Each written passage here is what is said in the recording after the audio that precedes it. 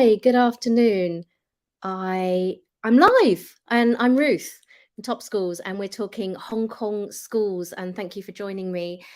So we're doing lives every Thursday. Last week it was 6, this week it's 5. Sorry about that because I have another meeting. Excuse me. And thank you for submitting questions beforehand. If any of you are brave enough to go on live and ask your questions, I'd really appreciate that. But I do have a couple of questions, excuse me. And the topic today, I've decided, is about immigration and international schools. So the questions that I've had submitted all somehow link to this. Whether you're in Hong Kong already or whether you're moving into Hong Kong, I think most of you, let me know, where are you? Are you currently in Hong Kong? Are you currently in another country? Are you somewhere else? Hey, Charles. Hi. Thanks for tuning in. I won't say, okay. Let me know if you have a question, Charles. So we're talking about immigration. We are overwhelmed, I'll be honest, with families that are moving into Hong Kong, which is fantastic news. It's been a difficult few years, and let's be honest, and we have had somewhat of a brain drain. I don't know if you would agree. I think that it's been problematic for a lot of us. A lot of us have lost friends. A lot of us have lost staff. Charles, let me know how's your recruitment going. But these are the sorts of conversations that I'm having almost every day. So we are very much encouraged and delighted that more and more families are moving in. We have personally, I mean, we're a small team. We don't do hundreds of families. You know, we provide a very bespoke, personalized service. We're not a factory. We actually, on our plate at the moment, we have families moving in from Singapore, UK, and US. And we've had lots of inquiries from Middle East, Australia, Canada, and the mainland. Now, that is a big one. We have dozens of families potentially moving in from the mainland under various talent schemes and whatnot. And that's great to see. Now, mainland families moving into Hong Kong, you know, a certain level of adjustment of expectations about what our schools can and cannot provide is needed. So often challenging, never easy, but always a pleasure. And at the end of the day, as any of you know, if you've worked with us, that it's all about the individual child and making sure that that individual child is in the right fit school for him or her, not the best brand named school. Hi, Daniel. Thanks for tuning in. So mainland families coming in. Might get to that in a moment. The other question that I had was relating to what is a perception that there's lots and lots of spaces in our international schools, because I quote, lots of expats left. So this is the phrase, or you know, lots of people. Let's be honest, lots and lots of people left. I hired properly homegrown Hong Kong local staff thinking that they wouldn't leave, and guess what? They did. So let's be honest, lots of people left Hong Kong over the last few years. I mean, we're still here. Give me a hi, give me a shout out if you're still here. And it's great news that people are moving in. But the perception that there's lots and lots of spaces, I mean, it's not. So what happened was, and we've been very, very busy over the last few years, moving families from local school into international school. That's really been the meat of what we've been doing over the last few years. So various factors, I won't go into details, have they're push and pull, right? So the push factors, yeah, without going into an awful lot of details, for various reasons, a lot of local families felt that the local schools were no longer meeting their needs. And so therefore, then the pull factor was, hey, looks like loads of people are leaving, loads of expats are leaving. So there must be more spaces in international schools. Now is our time to jump in.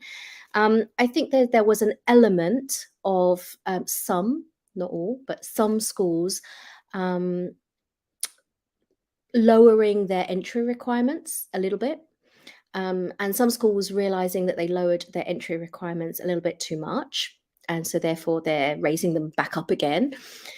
Um, Entry requirements in the sense that mostly children who move from international school are somewhat compromised in their English language proficiency. So depending on what age they are, moving into an international school once they're aged, 6 plus, up 7, 8, 9, 10, especially secondary school, can be very, very challenging because the gap is just too wide. Some of our schools do provide an excellent ESL program, and most don't. Let's be honest.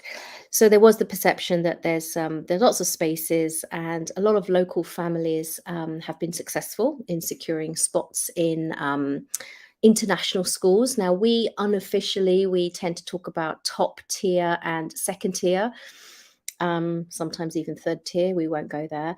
So second tier schools, without naming any schools, would be just a slightly less well known. Maybe they're very new, maybe they're just a bit small, maybe they're not super famous, right? So we all know what the schools are, as opposed to top tier schools, which are well established, usually larger, usually all through schools with a great reputation.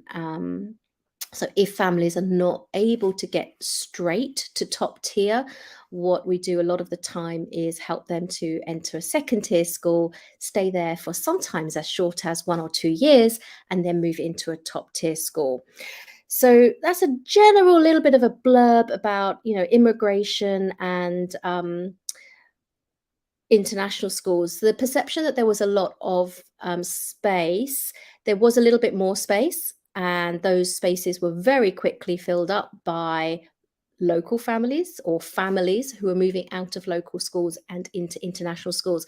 So the demand for the best, the top tier international schools has it's dropped off a wee bit, a teeny tiny bit, but not really. So one of the schools just communicated an hour ago that they're fully enrolled for next year. They might have a couple of spaces here and there, but so that's good news. So the question was from Simon, who was a bit shy and decided to WhatsApp his question to me. So if you are listening live, please post your question. Anything, pretty much nothing is off.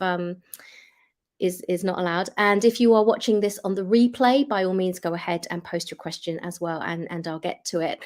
So Simon was asking that his son or daughter, I'm not sure, was successful in securing a spot in HKIS for reception 1, which is 4 years old, equivalent to K2. So congratulations to Simon's child. And his question was, is the second one, is the sibling policy going to, does he need to be worried essentially about the second one entering HKIS, because a lot of the expats, a lot of the foreigners are coming back? So yes, they are. That's what we were just discussing. No, I wouldn't worry, Simon. Look, at the end of the day, sibling policy is usually, not in all schools, but in HKIS, is quite a strong priority. So family oriented, they really would like to accept the sibling, the younger child, if he and she can meet the requirements. And at the end of the day, it does come down to if they have space, but they do prioritize siblings. So I hope that's good news for you. Thank you for your question earlier, Simon. So if you have any other questions relating to Hong Kong schools, please type them in the box now, and I can answer them live. And if you don't, I won't be able to keep talking for too long. We have an event this Saturday, so that is the day after tomorrow. If you are in Hong Kong and if you are interested in international schools, then pop along to the JW Marriott. We are there to participate in the Standard, have their International Schools Festival. So a number of schools, at least 20 to 30 schools will be there. You can meet them, you can ask them the difficult questions, and we will be there too. So I'll be delivering a session at 2 o'clock. And so if you're around, that would be lovely for you to pop by and say hello and ask us anything. What happens at these festivals is that, obviously all of the schools are in the room, essentially trying to convince you that their school potentially might be a fit for your child. And when we meet families, they've spoken to 3, 4, 5, 6, 7 of these schools. Their brains are mush. They're confused, more confused than they were when they started, and that's where we can help out. So we can help to clarify everything. It is confusing, there's no doubt. It can be very, very confusing. And I think I've said this before. It's such an important decision that you aren't seduced by a lot of the marketing speak from the schools. Of course, they want to sell themselves, and but at the same time, you need to be eyes wide open. You need to be critically evaluating whether or not this school genuinely might be a fit for your child, even if they accept your child. I had two conversations this week, unfortunately, with parents who had enrolled their child just this September in their chosen school, and unfortunately, it wasn't working out. It's only April. It's kind of early days, and I'm definitely always very careful to chat with parents to make sure that they're not moving their children too early, and that is quite early.